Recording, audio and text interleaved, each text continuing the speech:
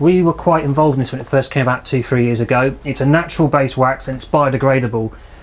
So you're doing your little bit on the mountain, you might have flown over on a plane and be going up a lift which is powered by diesel, but at least you've got a biodegradable wax on your ski.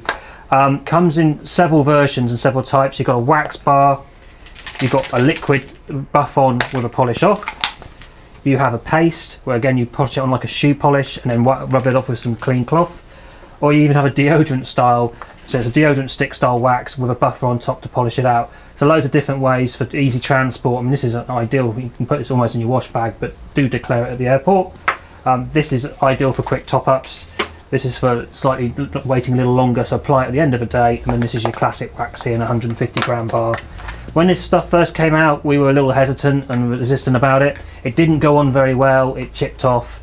It also had water in the bottom of the box, part of the design process. So we fed this back to Holmenkol directly, and as a result they worked on redeveloping the formula. So we were kind of a little bit involved in this at the start of its conception, so we're quite proud of it. As a result, it does go on a lot easier now, just like any other wax. So their hydrocarbon range, scraping them off, it's a little bit more powdery, but it still scrapes off nice and smooth. It lasts almost as long as their best quality hydrocarbon. There's a small compromise, but the performance is there from Holmenkol as you would expect, which is superb.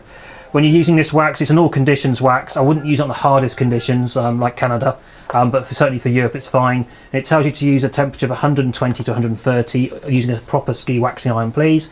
So set that to 125, bang in the middle, and away you go. Apply it, wait at least 30 minutes, maybe overnight, and then scrape it off.